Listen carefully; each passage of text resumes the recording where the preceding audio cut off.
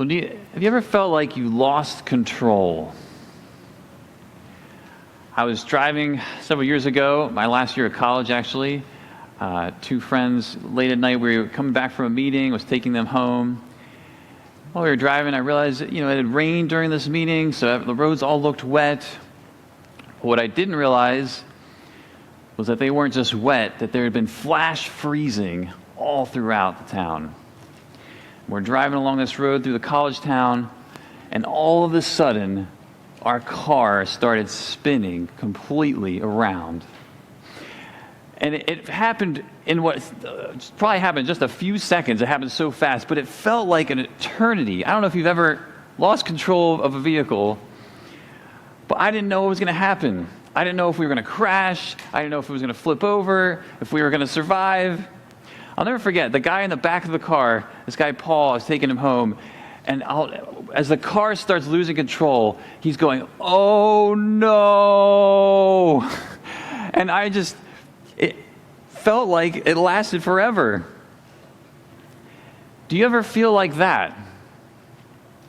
Does your life ever seem like you're just spinning out of control, like it's chaos, like you're overwhelmed? It's powerless. Maybe the to-do list is just growing so big, you don't know how you could possibly get it all done in time. Maybe your family is driving you crazy, you just feel like you need a break. Maybe your health is getting worse, and you don't know how it will end. Maybe you're graduating soon, you don't know what you're going to do. You're trying to figure out life. There's so many different ways in which our lives can feel this way. Like you can't see where it's all going. How do we live in the midst of that? How do you live in the midst of the chaos of life? We're going to see two case studies of this very thing in Esther chapter 5. I invite you to turn there while I talk about the background. The book of Esther is a situation that is out of control. The entire world is out of control. In chapter 3, we saw an edict had gone out, a law had been passed that said this: they were instructed to destroy, to kill, and to annihilate all Jews, young and old, women and children, in one day. This is what's over the heads of the whole empire. This is what's gone out. This is what's to happen. On a day, someday set in the future, every one of the Jewish people is to be slaughtered. The whole empire is thrown into confusion, it said. If you haven't been with us, you need to remember the background, or let me remind you. The book of Esther takes place in the 5th century BC.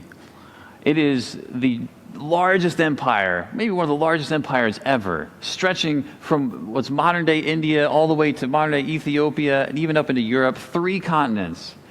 There's this king who rules over the Medo-Persian Empire, and he loves the power. He loves the glory. He loves to show off his kingdom. He loves to show off the women and the food and all that he has, and he loves to party. In the midst of that kingdom, there's this unlikely hero named Esther, who rises up out of obscurity to become a new queen after the last queen is banished. And there's also this other man named Haman. Haman is the diabolical madman. He's like every movie's evil antagonist. And when Esther's cousin Mordecai won't bow down, he doesn't just get upset and seek vengeance. He's now seeking to have the entire Jewish race completely exterminated. We saw last week in chapter 4, Esther learns of this, and she's called to go. She's called to speak up. She's called to mediate for her people. And her people are fasting and praying for 3 days. And that's what brings us to Esther chapter 5. I'm going to read verses 1 to 8, and then later we'll read 9 to 14. So Esther 5, verse 1 says, On the 3rd day, Esther put on her royal robes and stood in the inner court of the king's palace. in front of the king's quarters, while the king was sitting on his royal throne inside the throne room opposite the entrance to the palace. And when the king saw Queen Esther standing in the court, she won favor in his sight, and he held out to Esther the golden scepter that was in his hand. Then Esther approached and touched the tip of the scepter. The king said to her, "What is it, Queen Esther? What is your request? It shall be given you, even to the half of my kingdom." And Esther said, "If it please the king, let the king and Haman come today to a feast that I have prepared for the king." And the king said, "Bring Haman quickly, so that we may do as Esther has asked." So the king and Haman came to the feast that Esther had prepared. And as they were drinking wine after the feast, the king said to Esther, "What is your wish? It shall be granted you. And what is your request? Even to the half of my kingdom it shall be fulfilled." Then Esther answered, "My wish and my request is, if I have found favor in the sight of the king, and if it please the king to grant my wish and fulfill my request, let the king and Haman come to the feast that I will prepare for them, and tomorrow I will do as the king has said." This is the biggest moment of Esther's life.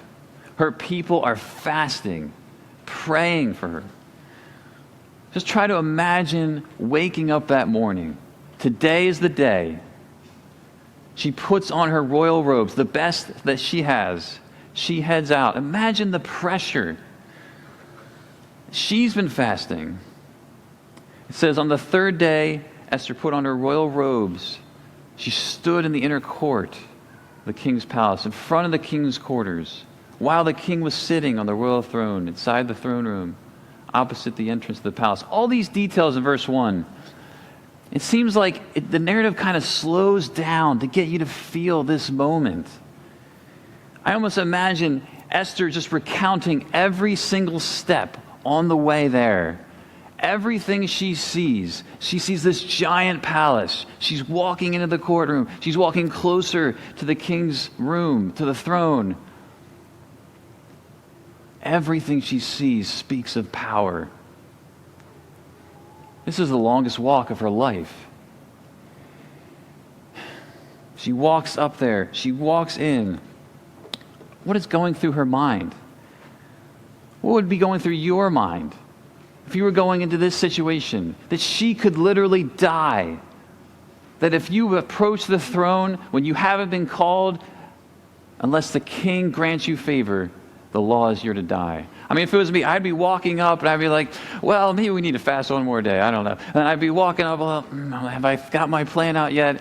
She is walking straight there. She does not pause. I mean, are Mordecai's words going through her mind? Who knows, Esther? Who knows? Who knows whether you've not come to the kingdom for such a time as this? When she walks in that courtroom, the first thing she would see, commentators say, is this giant axe on the wall. And that was the axe that would be used if you were to be killed for coming in at the wrong time. All it takes is a bad day. You walk in on the king on the wrong day, he's in a bad mood. It doesn't matter how great your proposal is, how good you look. The axe comes down. You can't predict what's going to happen. She does not know how this is going to play out. You can only control what you do and what you pray. So she walks up. She walks in. She enters the king's presence. And verse 2 says, when the king saw Queen Esther standing in the court, she won favor in his sight. He held out to Esther the golden scepter in his hand, and she approached and touched the tip of the scepter. She won favor. She will live, and she will be heard. Mercy and grace has been granted to her. Why? Why? Why does he hear her? Why does he extend the golden scepter? Again, on a human level, we cannot know. We cannot predict the whims and wishes of a fickle king on any given day. But on a divine level, She was granted favor because God's favor was with her. Proverbs 21:1. The king's heart is like a stream of water in the hand of the Lord, and he turns it wherever he will.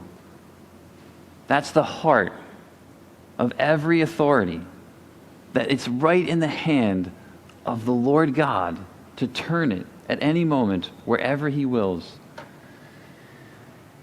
God decided that the king would grant her this favor. It is the providence of God. Who's steering the wheel? Things are out of control, remember. It's said in chapter 3, the city of Susa was thrown into confusion about this new law. Things appear out of control, but they're completely under control. Think about your own life. Think about the job that you have. Who's in control of whether you keep the job you have? Who decided that you would be granted the place where you live, that the offer you put on a house or a rental, that someone would have accepted that place, that you would be there? Who decided ultimately whether your spouse would ask you to marry them or would say yes to your ask? Who decided? Who's in control of whether your friend will respond if you share the gospel? Not you. Esther's not in control. Even the human person making the decision, King Ahasuerus, is ultimately, his heart is in the hand of the Lord. That's what's happening here. So the king grants her favor to speak to him, but she still has to speak. Look at verse 3. It says, the king says, "What is it, Queen Esther? What is your request? It shall be given to you, even the half of my kingdom." That's a pretty big offer. What do you want? Half of my kingdom. Look, here's the check. I've already signed it. You just tell me what to write. I'll give it to you. I mean, I don't know. Now at this point, maybe I forgot why I came here. I'm like, wow, half the kingdom. Well, since you asked, I kind of always wanted a house on the beach, and maybe I could have free Chick-fil-A for a year. What's available here? She's not distracted. But really, I think I'd also be tempted to just kind of blurt it all out. Half your kingdom, they're about to kill half your kingdom. This guy Haman, he's evil. You got to take him out. He's a mass murderer. Mordecai said, "Don't be silent, Esther. Speak up. Make your voice heard." What does she do? Verse 4, it says, Esther said, "If it please the king, let the king and Haman come today to a feast that I prepared for the king." He just said, half my kingdom. I'll give it to you. And she makes dinner plans. What is she doing? Come to dinner, and then I'll tell you. The Jews are outside fasting, and she's feasting. But you have to remember the scene. She is in the inner court of the most powerful city and the most powerful empire in the whole world. Likely, Haman's men are there in the room. She's surrounded by the greatest powers in the world. And she is calmly saying, "Come to a feast." You have to remember, too, this fickle king, sometimes he's easily swayed. Sometimes he's easily angered. Haman came to him in chapter 3 and said, "There's some people group that I want to kill." He doesn't even tell him who the people group is. And the king said, "They don't listen to my laws? All right, where do I sign? Get rid of them." She knows that he's fickle, so she makes him wait. He knows her request must be serious, because no one would come before the king like this. So there may be some very shrewd, wise planning here. If you need to persuade someone to change a massive law, it usually doesn't happen in just one conversation. Just come in, write a quick note. It takes time. It takes patience. It takes wisdom. Maybe conversations over food. Think about, really, if you tell someone to believe in Jesus Christ, that's really the greatest ask you could actually ever make of someone. to tell someone that their entire life they have turned away from the God who made them. Everything they thought life was about is ultimately wrong. They need Jesus, that their life is meant to be about Him. That's a big thing to ask of someone. I did a study decades ago, I think it was the Billy Graham Association, that when someone comes to know Jesus Christ, they come to believe, how many conversations led up to that point? I think it was at least 8 times they had heard someone share the gospel with them personally before they believed. It's probably more than that now. The more serious the decision, the more time it takes often. So she doesn't speak up, Esther, yet. She waits. She's prepared this nice meal. She is under control. She's not flipping out like I would be. She's not impulsive or acting crazy. She has a lot of reasons to be. With all that's going on, her people are facing annihilation. But again, we see the wisdom of Proverbs. Proverbs 16:32. Whoever is slow to anger is better than the mighty, and he who rules his spirit than he who takes a city. I believe the Spirit of God is enabling her to be calm and cool and collected in the most intense pressure moment you can possibly imagine. Her composure is remarkable. How is your composure when life is out of control? When it feels like it's spinning? Everything feels uncertain. Who are you in those moments? Are you able to be patient and persevere? To share the good news carefully, boldly, winsomely. It can be great pressure to say nothing or to sort of just blurt things out without care or carefulness. Her spirit's under control. The king responds, verse 5. Bring Haman quickly, so we may do as Esther has asked. So the king and Haman come to the feast that Esther had prepared. In verse 6, as they were drinking wine after the feast, the king asks her again, what is your wish? It shall be granted you. What is your request? Even to the half of my kingdom, it shall be fulfilled. All right, great meal. What's the ask? He asks the question again, but he almost seems to up the ante, like he's asking it more urgently. Okay, what is your wish? Why are we here? What do you want? Up to half my kingdom. Anything. Just tell me, what do you want? What's your request? Tell me what you want, what you really, really want.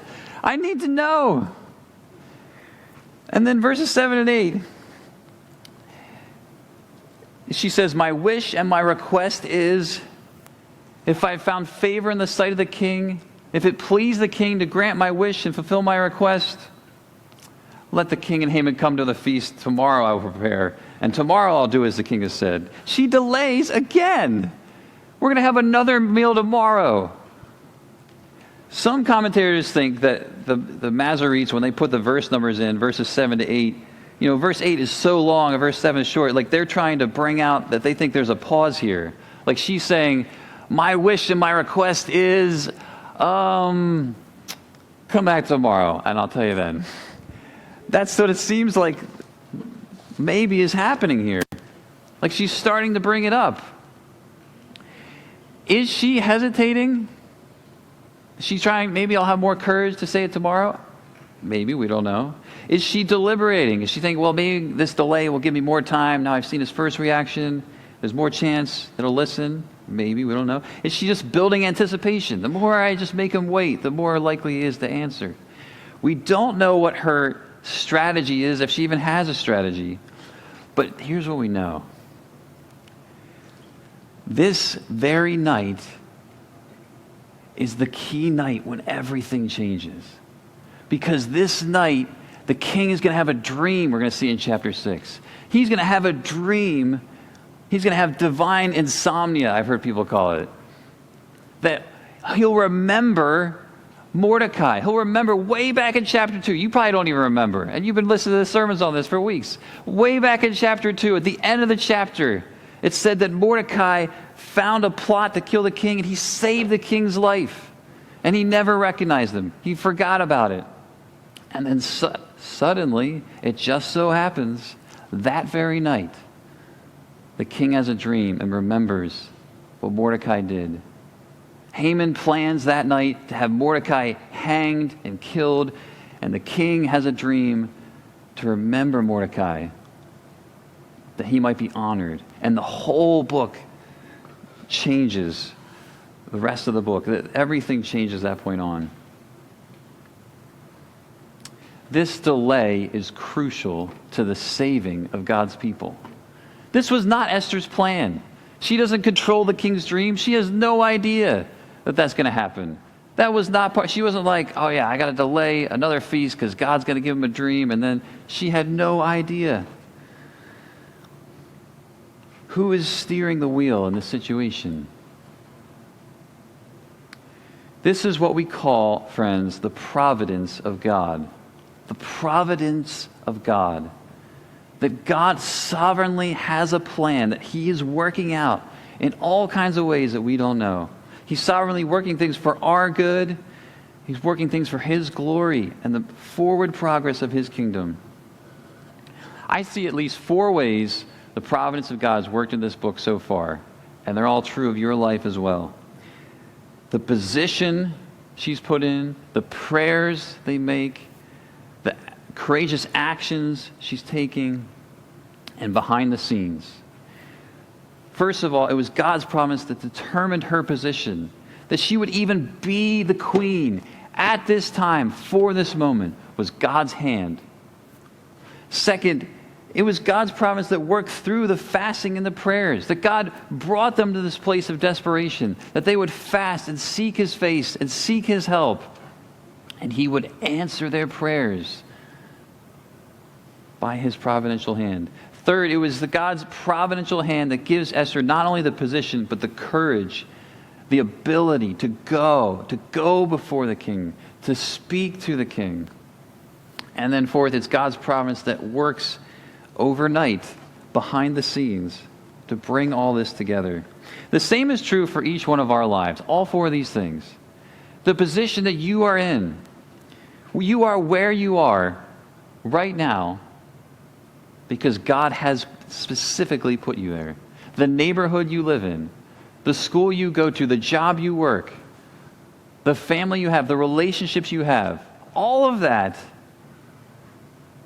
God has done on purpose. There is a specific reason for the time and place, the moment you are in.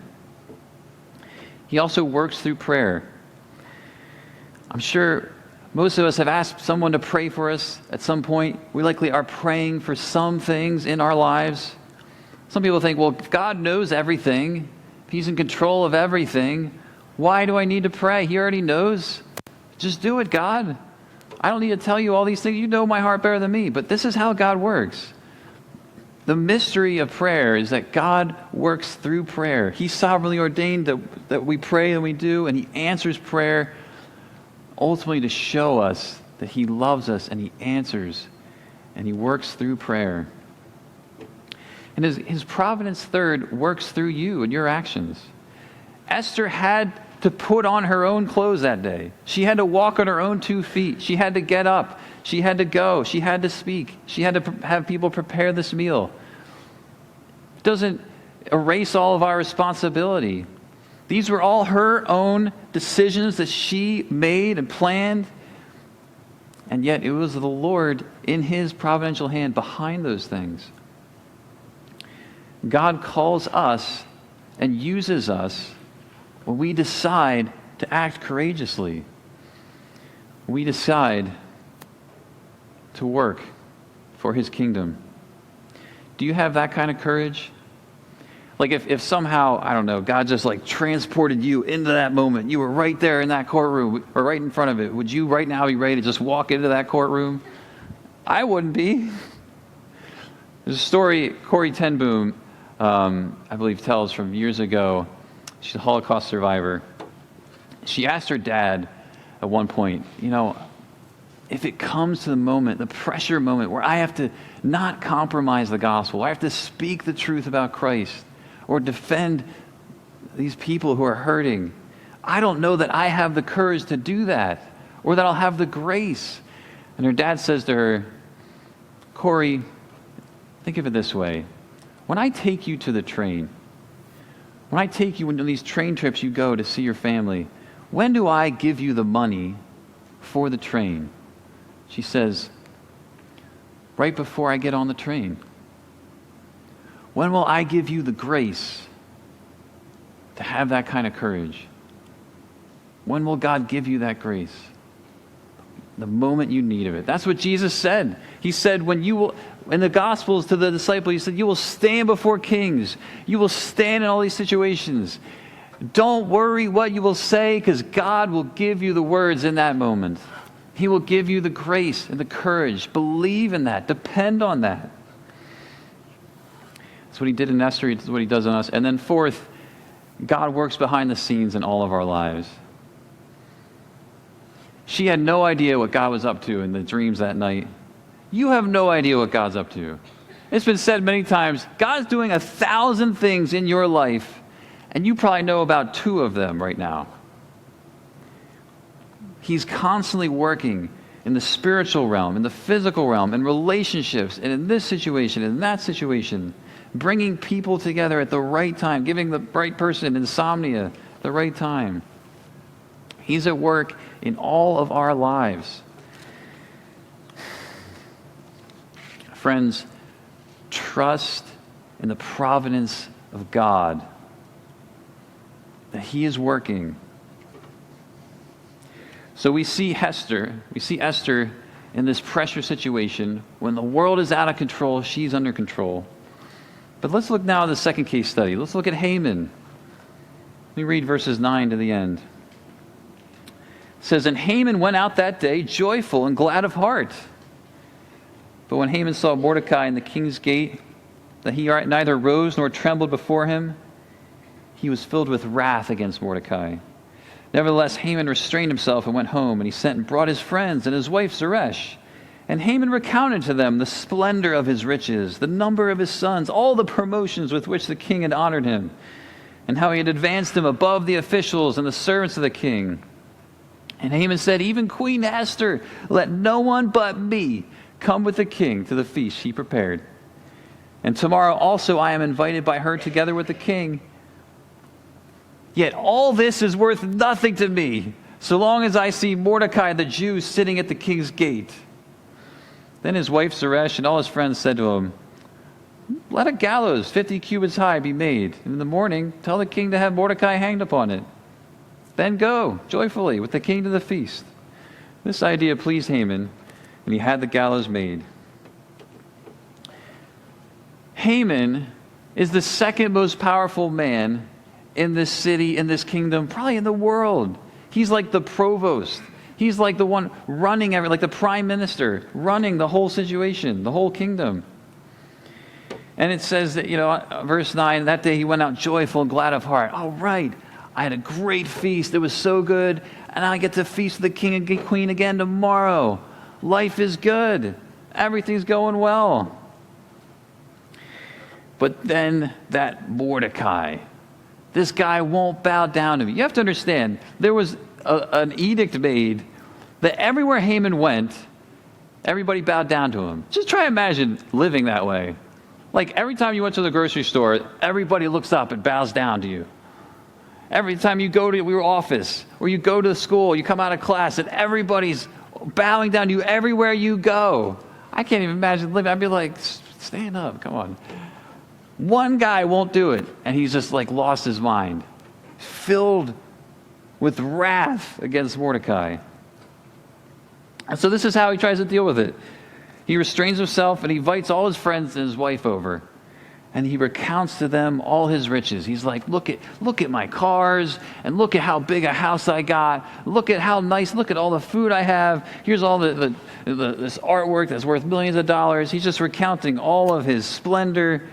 He's counting the number of his sons. Like, How many sons does this guy have? Is he having from multiple women? Does he even know all their names? That he has so many sons, he's telling them all of them?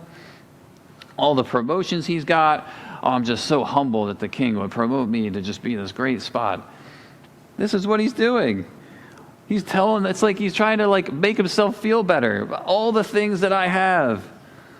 And I have this feast, yet all this is worth nothing to me because Mordecai won't bow down. Some people are never happy. Again, he's the second most powerful man, probably the second most wealthy man on earth. The whole kingdom's bowing down to him, and one guy won't bow down. Who cares?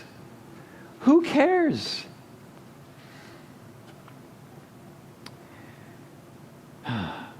He is so high, but this one guy won't listen to him. He won't get with the program.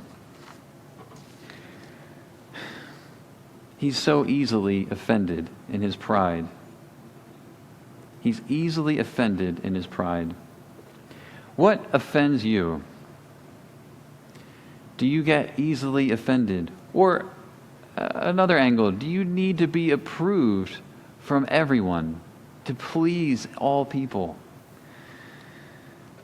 This guy, again, he had like all control of his kingdom. He had everyone everywhere bowing down to him. But he says it's all worth nothing.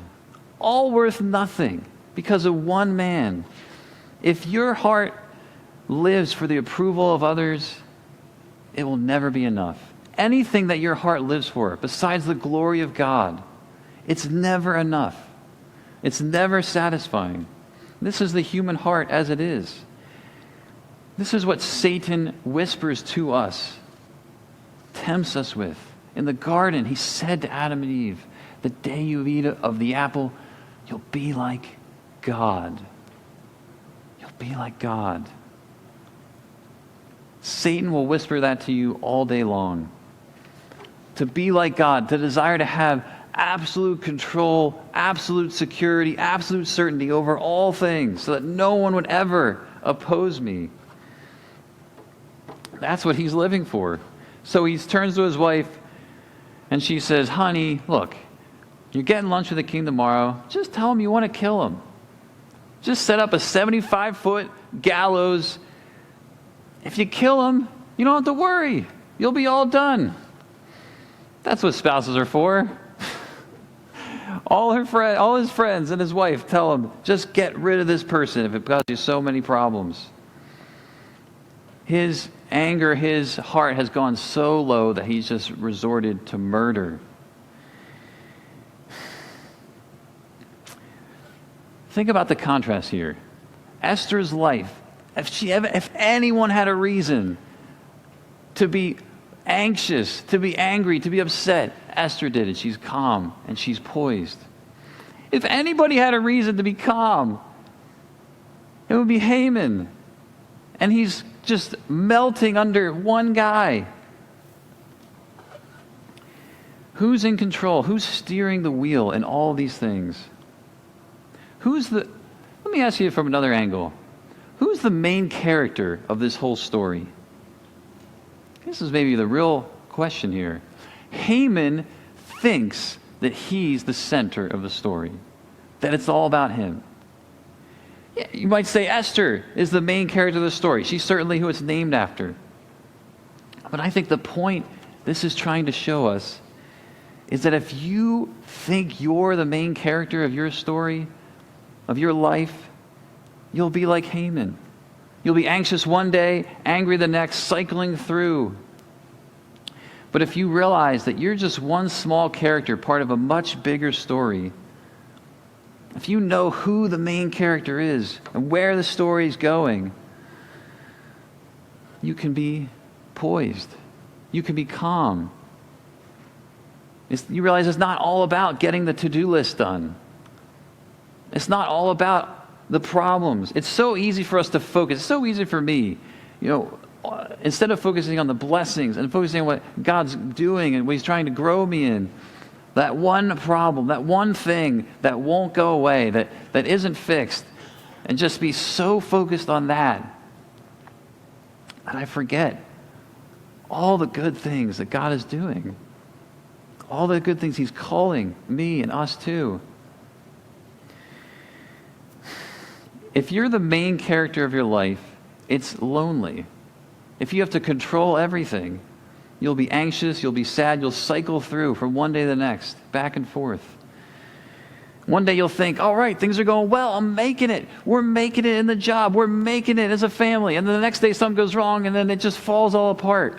But if you sit back and realize it's not about that.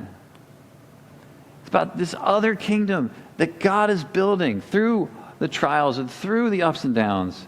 If you sit back, if you look up, if you fast, if you pray, if you seek the one who is the main character, the one who's writing the story and who is the center of the story, if you worship him, you can rest. You can rest. The providence of God is the center of all this. How has God ultimately come to solve the problems of this world? He writes himself into the story. Jesus Christ comes into the world. He comes to live the perfect life, to tell us what it means to follow God from the heart. And what happened? We killed him. God came to us. Perfect man, perfect God. We put him on the cross, crucified him. And Jesus, in that moment, in the crucifixion, experiences all the anger of man and all the anger of God against sin, all at once. All at once. So that he can forgive us and bring redemption and peace and forgiveness to our world and to one another. And ultimately, it leads us to an eternal hope. That one day there will be eternal glory. That we can risk things in this life because of the eternal hope that's coming. This is how Jim Elliot put it. He said, "He is no fool who gives up what he cannot keep to gain what he cannot lose." That's what Esther is banking on. She's banking on this bigger kingdom. That what the other thing that Mordecai said, that if you remain silent, deliverance will rise from another place. That God will always deliver his people, and one day he will finally deliver his people forever, perfectly. She is banking on that eternal hope. Haman is living for this temporary hope in this life. She's banking on the God that is steering, even when it seems like everything's spinning out of control.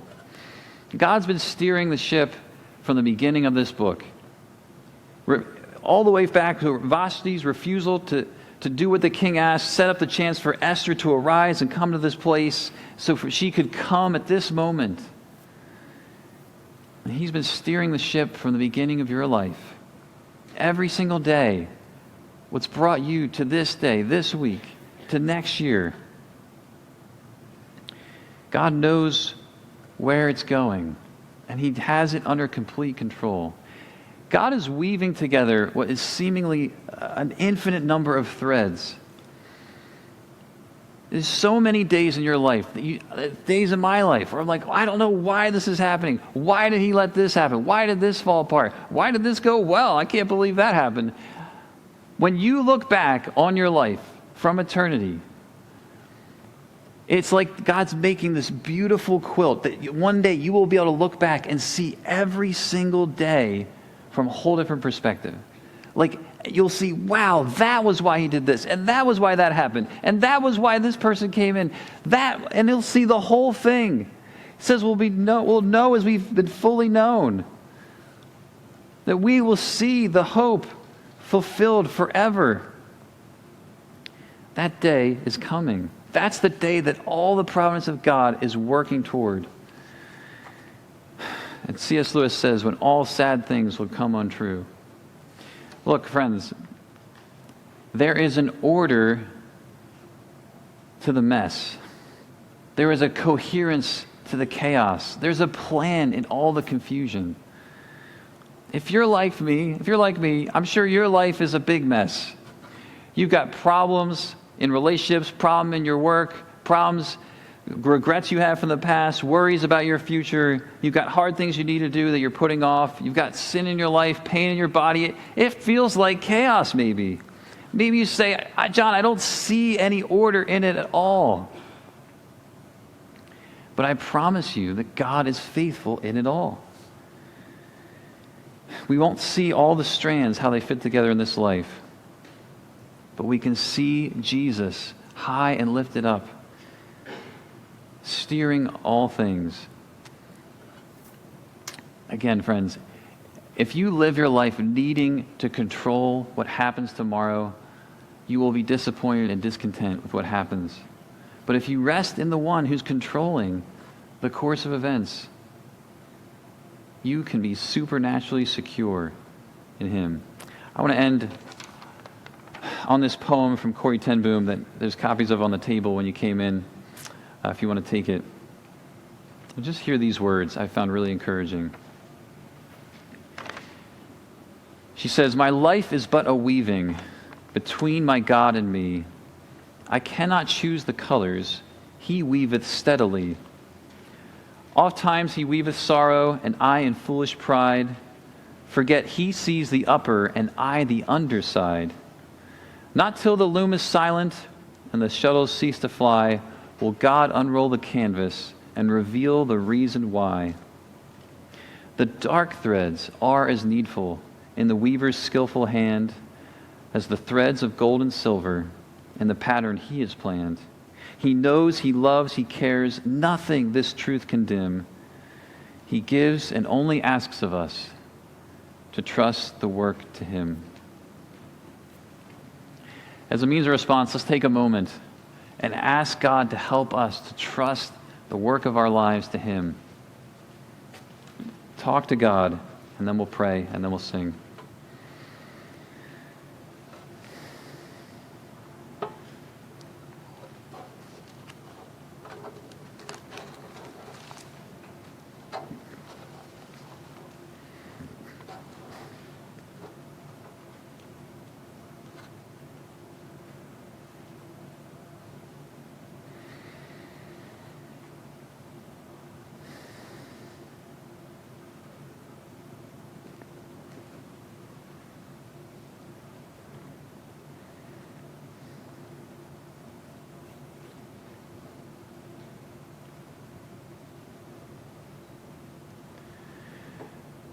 Father, you are good, and we confess we struggle to believe, we struggle to follow, and to cast our cares upon you. We thank you that even when we are faithless, you are faithful. We pray you would help us, God. Stir in our hearts. Help us as we sing now to give you all glory, to trust your kingdom to the King. Pray in Jesus' name.